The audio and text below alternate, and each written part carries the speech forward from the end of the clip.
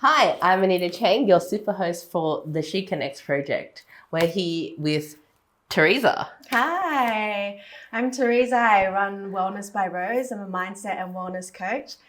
I'm so happy to be here. She's also my co-host in the workshops that will be presenting live at Fairfield HQ. So this is a general chat just to get to know a bit of Teresa before you even attend the workshops. I'm really excited to be leading the workshops. I remember when you first sent it over to me and I saw the topics of like alignment, energy, mindset, wellness, and straight away I was like, I have to be involved here. I'm so glad that you asked me, and thank you for thinking of me as well. And one of the modalities that I use in human design is all about, it's energy work essentially. And I love energy work. Everything is energy. Everything from our thoughts to, our atoms, everything in the whole universe is energy. And we're constantly like communicating with each other through our auras as well. So when you had asked me, and I'm a projector energy type, and we work via invitations, and it's an invitation that has to feel energetically aligned. It's really about, am I being invited for the right thing? Am I being seen for the right thing? Am I being valued on the right thing? So when I saw it, I was all hands on deck. Well, that's really interesting because I'm a generator energy and I don't know if you understand Of course, girl. what to expect from my energy, but yeah. I do like to spark fire, but I also love to drive change. So the beautiful thing about generators, I have so many generators in and around my life. They're actually you guys generators would make up a big part of the population as well. And they're really the ones that bring like that fire and that go energy, right? And I mean, so much comes out of like creation comes from that energy to do things, right? Yeah. And the reason why I love being around generators is when our auras are sitting together, we're communicating on an energetic level. And because of what my chart looks like, right now I'm sitting in your aura, which first of all feels amazing. Right? I always feel like everything is possible around Anita. This is, just such bubbly energy and charismatic energy that you bring through. But, even so on an energetic level, when we talk about working together. Yeah. And I do a lot of partnership readings for people, in relationships, mums and daughters, but also people who are going into collaboration to work together. Yeah. And it's beautiful to put charts side by side and see really how your energy speaks to each other, right? Yeah. There's going to be people who might have more fixed way of thinking, and the other one's a little bit more open. So how do they actually intertwine and affect each other in work? Yeah. How does one communicate? How does someone's fear affect the other person? What about intuition? What about your emotions? What about your drive to do things? All these things come together and create like it's like when you put astrology charts together and you're like, how does a Taurus go with a Pisces?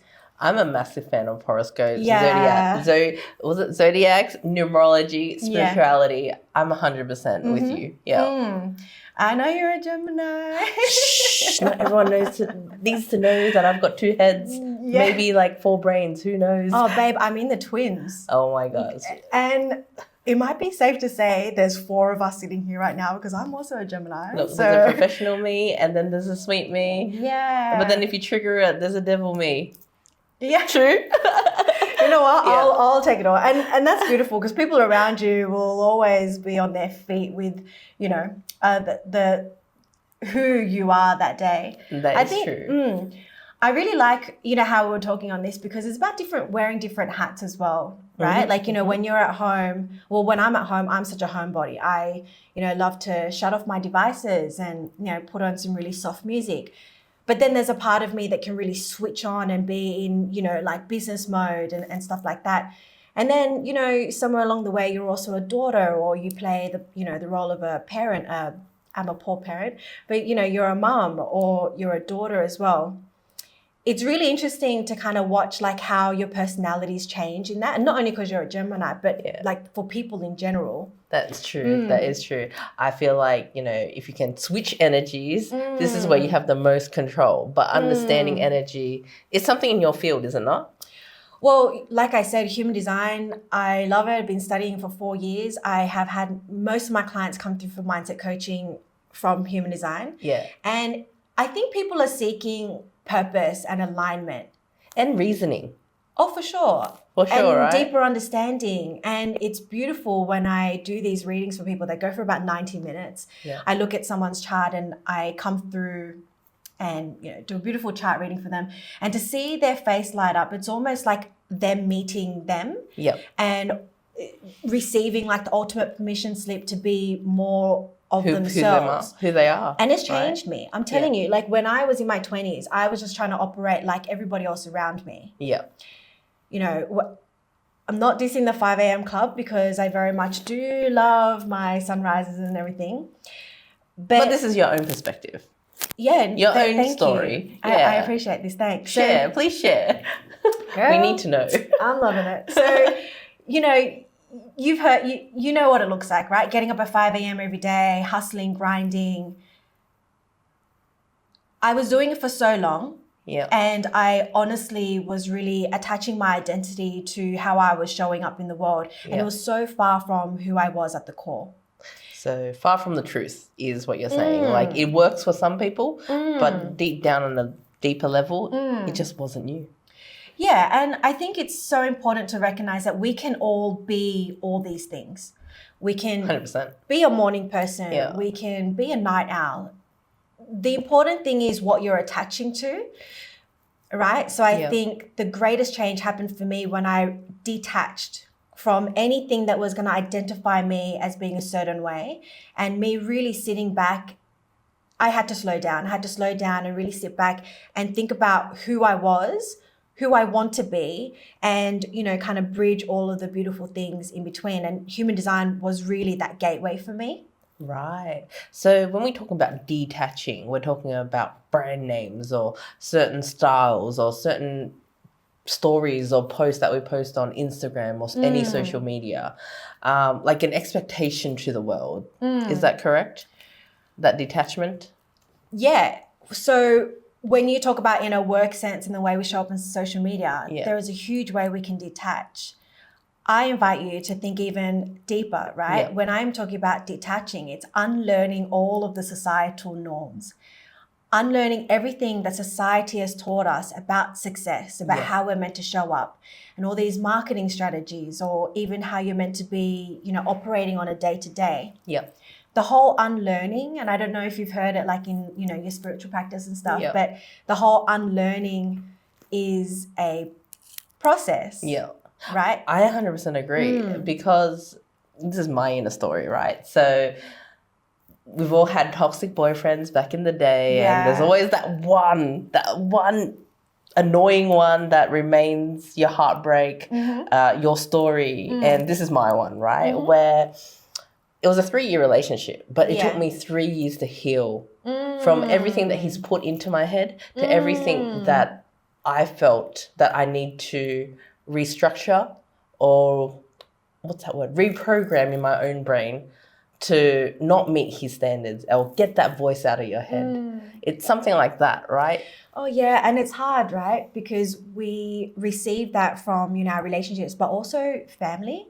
Correct. I think growing up, our parents instill a certain standard or expectation that everyone's trying to live up to, and if you don't reach that, then you feel like a failure. 100%. And again, who actually determines these standards? Who creates these rules? Who creates these rules? You have one life. Yeah. Why be limited to other people's expectations? 100%. And the thing I love about you and I love about us is we're such trailblazers in the way that we break those societal norms. We challenge them. I feel like our mindset is strong enough to challenge them. Oh, where I guess younger people who are less mature doesn't have much life skills yet. Or experiences that you don't see through the priorities in life or what makes you happy compared to what makes other people happy. But then the third question is, does it really make you happy? I learned this the hard way. So, with my upbringing, and there was a bit of abandonment trauma and lots of things that were going on. And whilst they shaped who I was and who I am now, along the way, I had to release so much, like people pleasing, not having strong boundaries, not being able to say no. Like there was a lot of things that were showing up in my personality that was taking me further and further away from my own truth. Yeah. And as you were saying before, you learn these things through your experiences, and you have to have that time alone. That's true. You have to have that time of growth. And for a lot of people, it comes after a challenge or like, a hardship or something that you go through. Yeah, or an event in your life that, may trigger a certain change that you want, or a permanent change that you want, that eventuates the reality of what you want and a life that you want to live. Yeah, you know what it is? It's that decision. That fire. Yeah, the fire that sparks from the decision when you don't want that anymore. That's correct. When you make that decision that you want life to be different. That's true. Yeah. Yeah. And I think a lot of people kind of operate like kind of with their blinders on because they're, just so used to doing what they're used to. Or what people think you're used to. Oh, yeah, but that expectation, you will never live up to someone's expectation. Like 100%. You can be your most authentic self, and there's going to be someone out there that wants to talk shit or someone that wants to, hate on you or think that you're doing something wrong. Like I have an interesting story, right? So there is a family member of mine who, quite traditional, like, went to uni, got married, has kids. Yeah. And it's interesting that these people think that that's the only way to do things. And whilst it is such a beautiful traditional way, I don't think everyone fits in there. No. Even society is saying that you have to be married by 24 and have kids at 26. And I don't know, growing up, I always thought that was the way as well. Like, did you? I was pigeonholed to think like that. But it didn't work for me. Like, the more you tried to, I guess, put me in a box, the more my inner self goes, no, this is not you. You know what? I always picture a bird with a cage. That's exactly and the more what it is. you try to keep the bird in the cage, as soon as that door opens, she's gone, never to return. And I think the key here is having a cage that's always open so that you can go in and out with your own, like freedom, choice. Oh, girl. Like, we live in a society where, yes, we have traditional parents, but B, do they respect our own choices, or do they believe in us to make the right choices? And that's super important. Like, our younger viewers here today, to know themselves. Yeah. And I guess this is where a bit of mindset coaching would probably help aid that journey quicker to finding the inner purpose and the inner, journey quicker than what, going on your own path would be. Yeah, I think it's always beautiful to have mentors and coaches to help in your journey. And the whole journey to discovering yourself, knowing who you are, knowing what you want to do, and then having the mental agility and the confidence to create that life that you desire. Yeah. There is so much inner work. I truly believe that the inner work has to happen. It's your beliefs, it's your mindset, it's your framework of your values, how you're showing up. They all play such a pivotal role in who you are and that end product. Right. So if I come back to you and your story, was there ever a spark moment? Girl, there were so many spark moments. It was like fireworks everywhere. There were so many. There were so many. Yeah. And to be honest, a lot of them came from a lot of, hardships and a lot of challenges that I went through. And I believe that God put me on this path and all these things happened for me. Oh. And for who I am going to become and who I'm working at becoming. Thank you, God. Oh, for sure. Rather than being a victim to the things that happen. It's so easy for people to feel like they want to blame the world. That's true. That's 100% true. And victim mentality. And, look at like feeling sorry for yourself and having that self-pity. But I don't think any growth really comes from being in that space. That's true. Like, having someone to talk to, someone to talk out your inner thoughts is like a best friend. But like, the whole purpose of this is to have someone to be able to aid you along your own journey rather than give you pity or give you empathy that you didn't ask for. Yeah, I mean, I think the days of throwing like self-pity parties are out the door. You really are able to sit with emotions and feelings as you get older. And I think the faster you learn to deal with that and manage your emotions, will always help you in the long run. But yeah, I can understand. I mean, for me, I used to self-medicate with, substances and addictions and, toxic men. And it comes a time where you just kind of think, this isn't working for me. Now I want to do something different. And that's really how I landed in the wellness space as well, because, I was coming out of a crazy relationship where, it was based around substances and partying. And I was in my late 20s, as society does. As the majority of society does. But, as I started embarking on my self-healing journey, I was like, you know what, this isn't feeling good anymore. 100%. And in 5-10 years time, like, what do I picture? And I always knew that I always held the utmost belief that I was destined for amazing things. I always knew there was a reason why I was different. The inner voice. Oh, for sure. And as she came to light, first of all, I had to get rid of all the toxic habits. 100%. So, the daily changes that I made really helped, because then I would wake up early. I fell in love with the feeling of waking up early and waking up sober. That's right. Great. Yeah. And you have to really count those little blessings and really pay attention to how things are feeling on a day-to-day basis. It's like, if you're eating bad food, how that makes you feel after. That's right. Or the impact of sure. overeating, or if you're let's say for example a fitness freak. Sorry guys, but eating indulgent food and asking yourself, why am I fat at the end of the day, doesn't really help. But continue. Yeah, well, these actions and stuff always come from our beliefs and our values as well. So as I started, waking up earlier and things were starting to feel good, I then had to meet myself being like, okay, so what am I currently believing as my truth and who I am? That's then matching to who I want to become. And that's where, that mindset coaching came in between. To really bridge that. But yeah, and then you got the whole habit stacking where, okay, all of a sudden you do one thing that feels good. And then you want to, eat healthy. And I remember when I opened my dance and yoga studio, I was doing a journaling session. And I asked myself, what are all the things that I love? And the reason why I did this was because I had somebody ask me, I can't remember who it was. I had someone ask me, hey T, what are your hobbies? And I was dumbfounded. For a split second, I was like, oh my gosh, what are my hobbies? What do I like to do?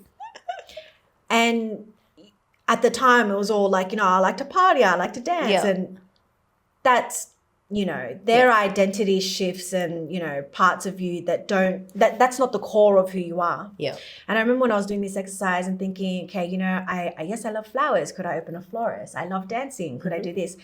I've always had a really beautiful image of a yogi because it's the lifestyle and the wellness and all of, pretty much the lifestyle that came with it.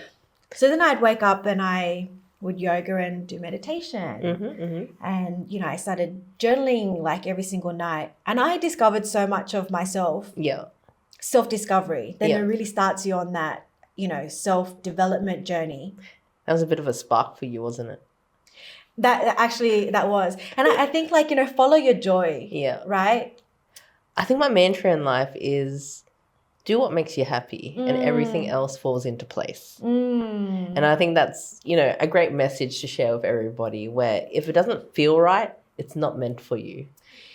Yeah, I do believe I do believe that we have to do things that don't always like chores and stuff like that. And one of the beautiful reframes, the mundane, that forms a part of life. But, when you live life with a level of consciousness and mindfulness, you can really fall in love with all the mundane activities. And I share this with a lot of my clients too. But say, for example, when you're folding laundry, and most of the time, we're all busy. We have busy schedules and you kind of chuck it in, or hang it out as quick as you can. I invite everyone to give this a go. Next time you're hanging your clothes out, as a mindfulness practice, what I do is if I have my favorite singlet that I put out, I'll think back to when I got it, Yeah. perhaps how long I've had it for, any memories that come through when I've worn that. Oh, yeah. And then, you know, I've got like a favorite pair of leggings that go into the wash every single time. So every time I hang that one out, I just express energetically like a gratitude to say, you know, thanks for being my favorite pair of tights because you make my booty look good, or, you know, That you're is so so comfortable. cute. Yeah. You know, when you have these little practices of gratitude and mindfulness in everything that you do, Yeah. no matter what you're going through, your life can shift and you can really show up with like the resilience to be able to fight through anything that you go through, because you're only looking at all the things that are great and conducive and really give a flow and effect to everything. Yeah, that's true. So rather than, I know a lot of like people, not young and old, they just ignore the problem. Like they'll eat all the good pieces of a plate of food first and leave the remainders behind. And we're pushing away the actual problem. Whereas if you eat all the bad pieces first and then you have something to look forward to the end of the meal, it makes a huge mindset shift. Oh yeah, It's very so many similar. strategies. Oh yeah, for sure. I think it's so important to also view the challenges as a beautiful thing, because if you know that challenge on the other side of the challenge, on the other side of the challenge is going to be growth, and it's going to be, you know, building your character and adding another strength. And, you know, it's like what you were saying before, when you do something good and, you know, that feeling, right? And they kind of just like adds up. Bit of dopamine, serotonin in the air. Oh yeah, man, that's the happy chemicals and happy hormones. It doesn't just come from the gym. It comes from everything that you do, right? Yeah, oxytocin from, you know, give me your hand. Like, you know, sharing a little like cuddle moment, or having, you know, oh, beautiful She's hands. touching me. She's touching me, You know, guys. like it's this, I wish you know, we could really embrace. But, you know, even cuddling with your pet or your partner releases oxytocin. There are so many things that you can do in our self-care. That's right. And wellness, which we'll be talking about in the workshops. But a lot of ways to, you know, hack your happy chemicals. And that's right. And it doesn't have to be chemicals, alcohol, drugs that people turn to, or gambling. Because gambling, I feel like, you know, it's, you know, if you have the fun, then you don't care about any losses, great. It's a great entertainment. But to get that oxytocin, to get that serotonin or dopamine that gambling can provide for you, you can get that in other outlets. Oh, for sure. I think, yes, whilst there's, you know, instant dopamine and chemicals that are at play in your brain when we're talking about substance abuse and stuff like that. But, you know, at the end of the day, no one's going to be like, oh, hey, I'm T and I'm the world's greatest gambler. Okay, I know people make professions out of that. But say, for example, you know, and all I do is party and take drugs. Yeah. When you identify where you want to go and the kind of person that you want to be, and does that fit into, you know, your own profile. Yeah. Then there are certain things that just naturally fall back. Yeah. So important. So important. No drugs. Try to limit alcohol. Yeah. It's detrimental to your health. Like, I know. And I've seen through people who go out every day, let's say on Friday nights they go karaoke, on Saturday nights they go clubbing, and then on Sundays recovery. And literally, we work 9 to 5, Monday to Friday. Where is the family time? Where is the self-care? Like, there's so many options out there that we could be social and not care and not have goals and not have purpose. But it's really looking out for yourself and having that care and time to align yourself with, right? To find that purpose. Yeah. When you align yourself with, you know, values of, you know, who you are and who you want to be, you're going to find that once you step back and stop doing the things that are just, you know, taking up all your time, and then all of a sudden you've got goals and things you want to achieve, and you want to work on your health, your mindset, your money, all of that, these things naturally fall back. That's true. Like the way you view time, purpose and alignment, that's huge. That's a whole different episode on it itself, right? Like for me, time is ultimate currency, whereas we're only on this universe or on this earth for a limited number of times, but who we share it with is something entirely different as well. You could be making a whole lot of money, but if you don't have any people to share it with, does it actually make you happy? Oh, for sure. And we were talking about this earlier today too. I think it's perfect to mention. Your definition of success is going to look different to everybody else. 100%. Right? Even for me, in my 20s, success was, more money in the bank, the car I drove, the handbag I was carrying. That was what I associated with success. That was me 10 years ago. That's right. That's right. Yeah. These days, my success comes from my health, the quality of relationships around me, 100%. the amount of time I have, Yeah. the being able to choose what kind of clients I work with, being able to have a job that, that really aligns with my passion, purpose, and, and feels super aligned. To me, these are the successes of success. They are my key markers that if I want to go to bed early one night, Yeah. I can. If I want to sleep in one morning, I can. It's like really having that time flexibility. That's right. And I love flexibility and freedom. They are so high on my value list. Yeah. Like there's so many aspects of life we can view. Like it all comes back down to having a plan, having goals as a key metric, putting plans into action, monitoring and reviewing at a constant rate to make sure you're on the life path. There's no difference to a marketing plan. There's no difference to a business plan if you're going to execute something in life. And I feel like having a step up or a fast pacing, finding yourself quicker is something that you're good at. Oh, for sure. And, that's the whole human design thing. Yeah. It's really about understanding who you are, how you work best, and how to achieve your goals or your life aspirations, not only the fastest, but in the most aligned way. There are some people who learn better through trial and errors. There are people who love to immerse themselves in understanding more information. There are people, even like the doers and the thinkers. Yeah. There is such a, everyone's got their own strengths, right? 100%. Yeah. So it's beautiful to align who you are and what you want to do to all the natural strengths that you have. It's almost like be more of you. Yeah. And refine those things. That's true. Because that's what you have to share with everybody else around you. It's like the only thing I can ever ask is for everyone to be themselves. And that's so hard. Like as much as we want to, it's only, how do I say it nicely? It's only you that can tell you what your limitations are. Yeah. And also a mindset coach. Beautiful, beautiful. That's exactly what everyone needs to fast pace their own purpose and alignment together. And this works in my world, in finance as well. So, the quicker you have a plan, the quicker you know what your goals are. You figure out your goals, your motivations behind it. Yeah, these buzzwords are different, but it's the same in general, where if you don't have a plan, you don't have a purpose. Yeah, because my background is business and it's always been business, and these terms and learning spirituality, learning aligning yourself, it's a new world. And for the viewers that are looking today or listening in, like how do we approach it? I think intention is really important. Right? So the intention of all of your actions and your beliefs and everything that you want to achieve, it really has to be aligned, right? If you're doing something just to make the most money and all of that, you're going to face a time where either the world is going to stop you, you're going to stop you, or something's going to block you. Oh yeah, because it's no longer going to feel aligned. And I've experienced this in my 20s where I just thought the most important thing was achieving wealth.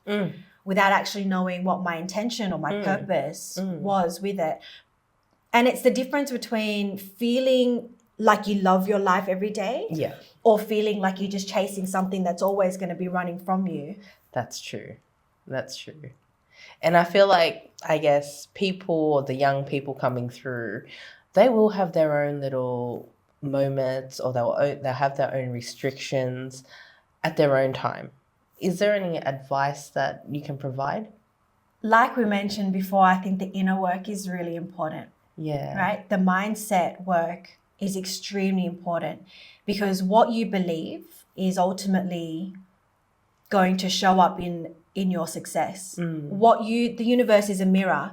what you believe and what you put out is exactly what's going to be represented in the reality of your world. So if you have felt, like you're in the same place for a little while, there's beliefs that need to change. There's, values, there's all this inner work that has to shift here on a subconscious reprogramming level. To then create the change. And we were talking about subconscious programming earlier. So, just for our listeners, it's very important to do the work on a subconscious level because it's the deeply embedded beliefs that hold, even in the unconscious level with, emotions and the feelings. It's the subconscious programming that really creates the change here, and it doesn't happen overnight. It's not as simple as... It's not a Band-Aid solution. Hell no. And there are you should really look into it. We can talk about this on another episode as well. But there have been so many studies and scientific reviews, and it's really extensive, the work that Joe Dispenza does, and all these people understanding that you have the ability to heal your life 100%. Through the power of your own mindset. That's right. And that's super powerful. Like, even if you're just starting out, you have a list of goals to do, but you don't play victim to what has happened or what other people tell you, or I'm just going with the flow. Like, for me, that word triggers me, going with the flow. Like, as long, for relationships, going with the flow is fun at the start, but if you're looking for a serious relationship, don't feed into this drama. You know what I mean? Oh, yeah, for sure, babe. I get it. And I guess, going with the flow has so many... It's really how it means to you as well. But if you're going with the flow without a level of your own control and, conscious awareness on things, then you're really just allowing life to take you... Wherever. You're not going, in control. like, strap in for the ride. Right? You're not really in control, but you're there, right? But are you wasting your time, or are you doing it with intention? Like, I would say, this is my own story, right? So, back in the heydays when we were all young and clubbing, meeting new people was fun. It was great, but it's not your everyday. And it wasn't my everyday back in the day, where I'm like, why am I doing this? Yes, it gives me, a bit of serotonin, makes me happy. Having a bit of alcohol is great. However, meeting boys, that was the second thing that, was part of growing up. You don't accept anything that you don't want to settle for.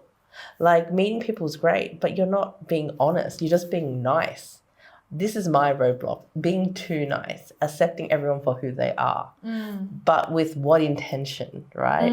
Like, if everyone's your friend, what makes a boyfriend a boyfriend? Yeah. Right? What makes you so special? Like, why are you dating this guy, or are you just wasting time?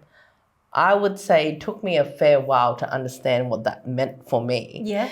And, going on online dates, going through Tinder, going through Coffee Meets Bagel, because this was just the normal way of meeting people outside your circle. But I set a standard for myself like a year and a half ago that I want to have the life that I want. I want to get married. I want to have a kid before that, before my eggs die, essentially. Yeah. But like, if I didn't date with intention there and then, I wouldn't have gotten the result that I get, that I have control of that as a woman. But that came with a lot of self-doubt growing up of, am I not beautiful enough? Am I not smart enough? Am I not enough for a man? Like, the whole growing up, understanding yourself, what do you bring to the table? This culture, it really scares young people today. What are your thoughts on that? I fully understand this whole process of, not feeling good enough and all these things. It's very important to know that you attract what you believe is possible for your life, whether it's in that moment or at a later stage. Yep. I also went through a lot of this huge, learning of myself through relationships. Roller coaster, right? And I, like you, loved everyone and accepted them for who they were. And I would let them into my life just purely based on, does this feel good and do I like this person? Correct. Because back then we were too young to understand the mind, right? The level of your conscious awareness is still growing and developing. Yeah. When you get to a certain age where you think that you know what you want as well, you're then also challenged by the universe being like, are you sure that this is what you want? Because then you go through another 100%. level of tests and all these things that really challenge your beliefs. Yep. But the beautiful part about what you were saying was it's really in that self-validation and the knowing your worth and knowing your standard. That's when you know you're going to attract what you want, because your beliefs are really embedded to that standard, that if something comes along, then you say, okay, thank you, this isn't for me. And that standard. willpower and able to express that. It took me a huge effort, realization, or like courage to even speak up, sorry, you're not the one for me. I used to be the girl that would be rejected for being not good enough, to the person who rejected someone maybe on a monthly basis. If 2 weeks wasn't, enough time for me to figure you out, it took 4. But by then I wouldn't be wasting my time or being too invested into someone that really didn't align with me and my purpose, right? So I guess my goals last year was, let's find a stable partner, someone who was good to me, someone who has respected me, and someone who supported me to be the entrepreneur, the creative that I am, rather than someone who restricted me. And they wanted to put me into their box and make them look good, because apparently that's what girls do. Apparently they're only good for looks.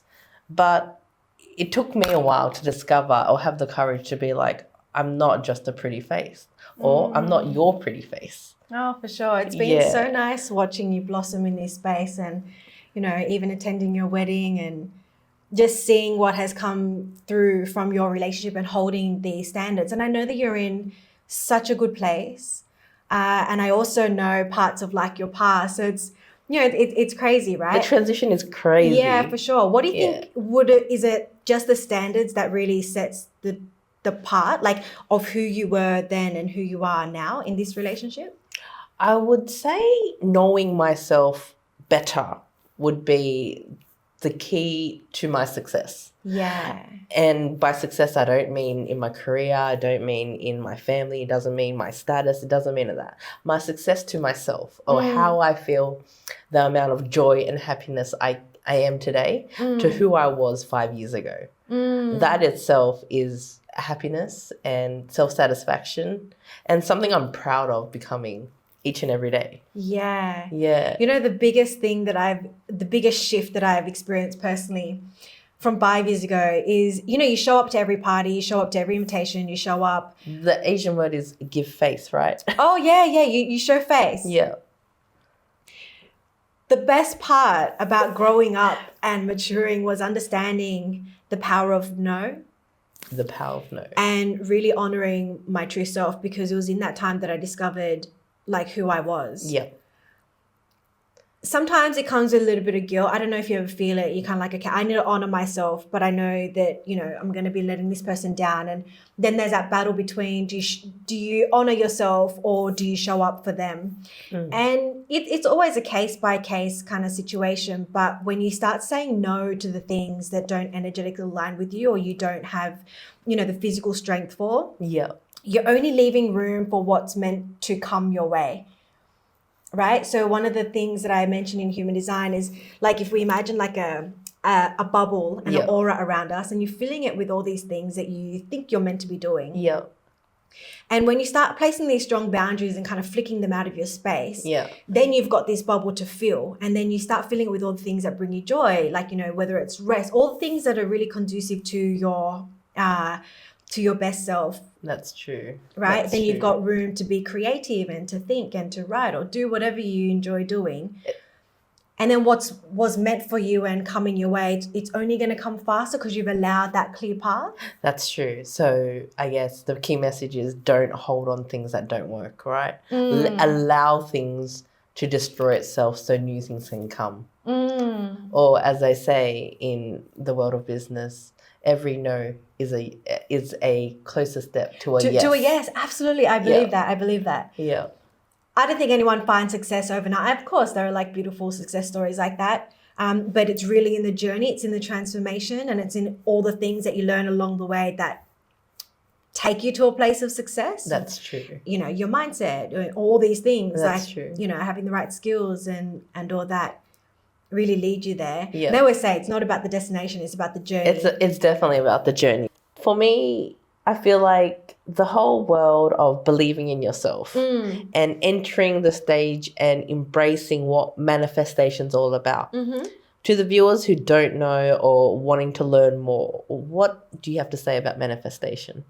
Because I know that's a big part of what you do is bringing light to things that you want, but you're not able to say it out loud to the people around you, right? I myself, in my inner story, is I didn't believe in myself enough, right? I didn't think I could be on my own, make my own money, and be an influencer in a way that it gives back to the community. I would say it took me a while to build up this confidence to do so, but when I'm doing it, I feel good. And I feel like this is part of the manifestation process, which you see on social media. You see, if you believe in yourself, it will happen. But they forget about, the word, you have to be consistent and hardworking to get there. Yeah, so people think manifestation is I'm just going to put this out into the universe and then I'm going to just sit back and it's all going to happen for me. The most important thing with even putting a desire out into the world is to match it with aligned action, because then how else would it ever fully come to fruition? The part that I feel like people forget about is the aligned action. Correct. And that's where you mentioned about the consistency and all that. Imperative. It both need to be there for the formula to work. No one's just gonna, it's like, you want to win the lotto, for example. You want to win the lotto, but you don't go out. I want to win the lotto. But you don't go out and buy a ticket. So how? If you got to be in it to win it. That's correct.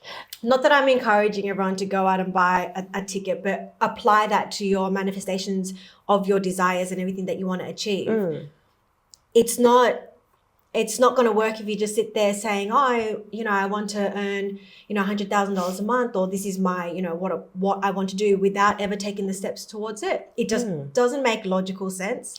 That's true. And, spiritually and energetically, it's not coming your way without taking the steps towards it. Correct. And, not saying lotto is the only way out in life, but even buying one line, and that one line wins, you're an instant millionaire. I mean, it's a beautiful thought to be in, right? Like, what would you do with that? I'm going to be very honest. Yeah.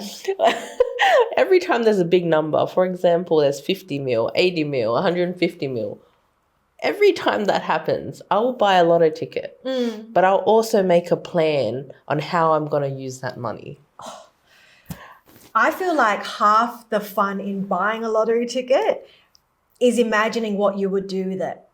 100%. Oh my God, that little oxytocins that you release in your own inner mind, you're like cheering for yourself.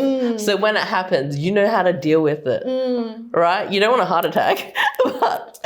Yeah, and you also don't want to blow all that money down the drain too, because you hear about all the lottery people that in just a short amount of time they lose it because they don't have the right education, the right energy to hold the money and to spend it wisely. And do you know where you're going to invest, and do you know how you're going to invest? Do you know how you're going to diversify? This is your field. Yeah, that's correct. For sure. Yeah, but important. 100% important. It's just very funny. The whole dream of being a millionaire, not having to go to work, telling your boss to F off. Like, isn't that everyone's dream? But when it happens to you, like, is that part of manifestation, or is it just pure luck? That is a question that I want everyone to think about. My mind instantly goes to imagining people, walk in and be like, I'm here's my resignation, like, I'm done. But is that reality? Right. Yeah. But what about but you're still living in this world, and you still have, bills beautiful to pay, amount of time to family go through. to look after. Yep. So, you win 100 mil, and what are you doing? Are you just sitting in your ass doing nothing? Yep. And wasting your brain and your wasting potential. This luck. You hear a lot of people be like, oh, I'm going to retire from the age of 40. And I'd love that. And it also has come out of my mouth when I was younger. Yeah. Right? But my mindset around this now. Yeah. even if I had the financial means to retire at 40, I know that my time and my dedication would still go to the things that I hold true in my heart, and, you know, being able to give back or doing, you know, charity work and stuff like that. I don't think the whole I'm going to retire at 40 is glamorized in the right way. Yeah, Because I ultimately, agree. if you know what you would do with all of the financial freedom and the time freedom, Yep.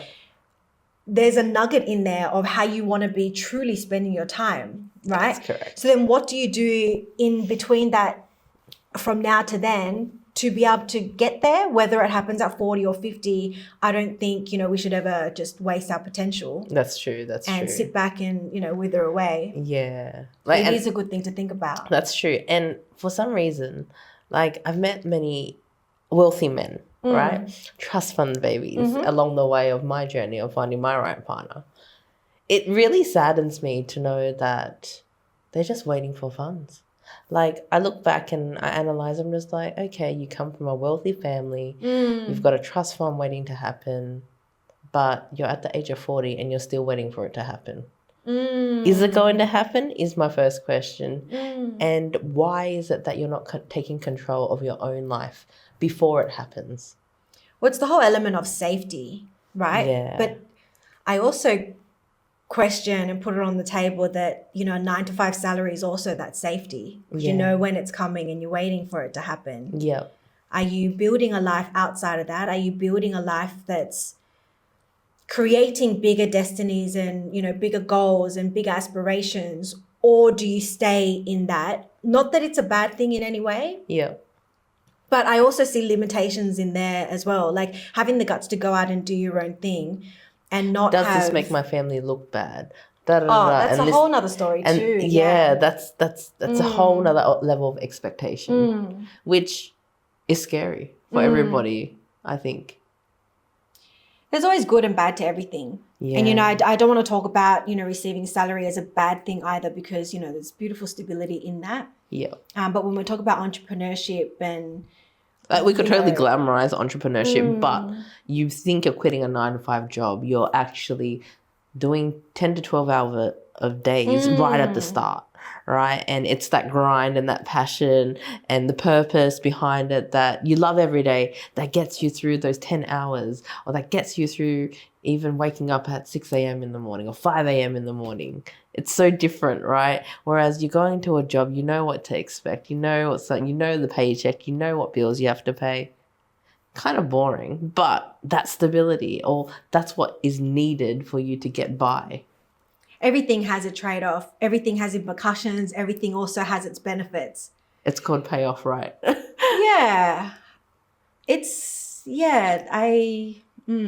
I feel like we really steered and took our conversation into a place that, you know, I don't even know if the things that I say are politically correct, and really these are just our everything. opinions, right? Like there's no wrong or right. It's just our own perspective. And I used to work in corporate. We come from corporate backgrounds. I thoroughly enjoyed my space there. As I've grown, it's changed. Your needs change, your standards change, your alignment changes. Oh, the alignment. And it's beautiful. What excites me. Yeah. Because I've seen you back in the day. We used to actually work together. Like, I've watched Teresa grow from someone who was very passionate in sales. She still is. She still has that skill, and she loves that skill. She loves being a people person. She loves being there and showing up for people. She still has that skill. It has not changed. That fire is still there. But, like, what's beautiful about your transformation is you are actually happy. And there's a glow to it. Yeah, thank you. I really worked hard at understanding how I wanted my life to look. Yeah. On a day-to-day basis, on a weekly basis, you know, who I wanted to show up as. And it wasn't ever to please anybody else. It was really to make sure that every single day I go to bed saying, you know, asking myself the right questions and going to bed with the right feelings of, this is what I want to pursue. This is who I am. This is what I want from my life. Yeah. And not having any limitations around it. And of course they come with all the challenges, and, you know, things take time to build or grow, or you learn things the hard way. You have fails before you have any successes. But I just always knew that I would align myself in a way that felt true to me, even if it doesn't make sense to everyone, and even if there's, you know, people that kind of told me there's another way. Yeah, I'm open to it, but I have to honor myself. Yeah, and that does take a lot of time and courage for you to even think that way. That's crazy. I told myself I want to get paid to look after myself, and that's where wellness is. Ooh. Right? And so it's a little like, you know, I haven't actually said this out loud, but I want to use that lifestyle, right, of caring about our health and our longevity and the quality of life. Yep. And share that with my clients, right? So I'm a certified mindset and NLP coach. That's mindset, but I embed so much of my wellness into there, because you could be strong in your mind, but like, you know, you got to they work harmoniously together. That's the whole holistic approach. But mindset and wellness, to me, it's a dynamic duo combo that's, you know, like that really aligns to success. But I think it's really important as well to be looking after yourself, making sure you've got the right energy to show up to work, and, you know, the right mindset, because people can feel that from you as well. That's true. We've had so much fun on the show. Thanks for coming in.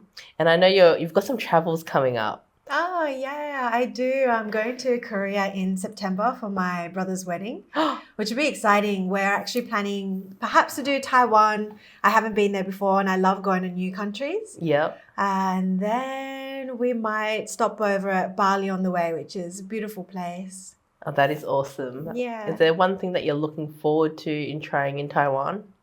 The food. The food. Oh, all God. Of it, yeah. Well, I hope you have a good time on there.